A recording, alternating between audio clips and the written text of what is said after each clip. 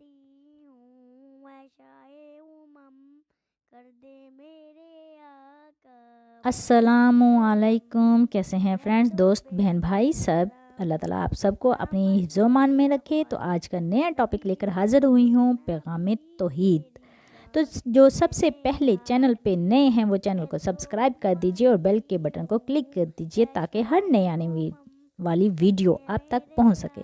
تو شروع کرتے ہیں پیغام توحید۔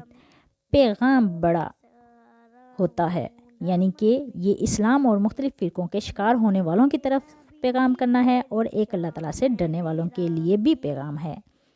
سورہ انعام جو کہ 6 نمبر کی سورہ ہے اور آیت نمبر 159 میں فرمایا گیا ہے، یقیناً جو دین سے جدا ہوئے اور گمراہ ہوئے الگ الگ گروہ، اے نبی آپ کا ان سے کوئی تعلق نہیں، بے شک ان کا معاملہ اللہ کی طرف چھوڑ دو، پھر وہی ان کو بتلائے گا جو وہ کرتے ہیں۔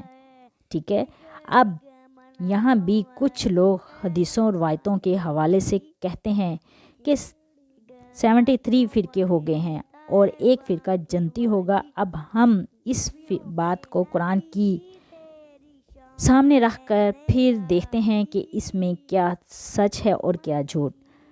سورۃ الزوم 30 یعنی کہ اور آیت نمبر 31 میں فرمایا گیا ہے، ترجمہ، اور نہ ہو جانا مشرکین میں سے ہی نہ ہو جاؤ جو اپنے دین وہی سے الگ ہو گئے اور الگ گروہ بن گئے اور ہر گروہ کے پاس جو خود ساختہ تھا اس سے خوش ہو رہے تھے۔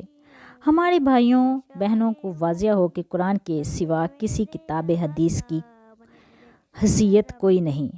حدیث رسول اللہ صلی اللہ علیہ وسلم یا سنت رسول صلی اللہ علیہ وسلم کہنے سے رسول اللہ صلی اللہ علیہ وسلم کی بے ادبی ہوتی ہے۔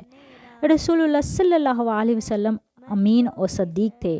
ان کی مثال ایسی تھی جیسا کہ کہا جائے کہ زید نہایت ایماندار اور دیانتدار تھے، پھر کہہ دیا جائے کہ زید بڑا ایماندار خیانتدار کرنے والا ہے۔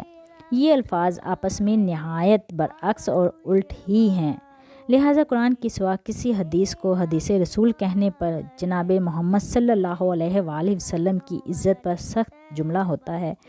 جو شخص اللہ تعالیٰ کا پیغام پہنچانے والا ہو اور امین بھی ہو، اس کے حق میں کہا جائے کہ یہ شخص دین میں اپنی طرف سے بھی حدیثیں یعنی باتیں کرتا رہتا تھا، پیغمبر کے حق میں یہ بہت بڑا الزام اور بہتان ہے، کیونکہ اللہ کا قرآن میں ارشاد ہے، سورہ نمبر 18 یعنی کہ کہف اور آیت نمبر 26، اللہ اپنے حکم میں کسی کو بھی شریک نہیں کرتا۔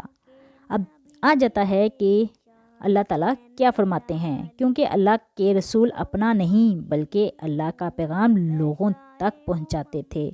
سورۃ مائدہ اور آیت نمبر 99 یعنی کہ 99، پیغام پہنچانے والے پر صرف اللہ کا پیغام پہنچانا فرض ہے۔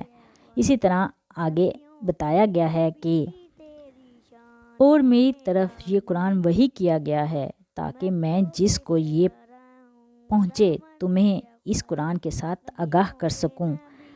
اور آیت نمبر 9 سورہ نمبر احقاف یعنی کہ 46، ترجمہ، میں تو پیروی کرتا ہوں مگر اس کی وحی کی جو بھیجی جاتی ہے، میری طرف اور نہیں ہوں میں مگر صاف صاف خبردار کرنے والا ہوں۔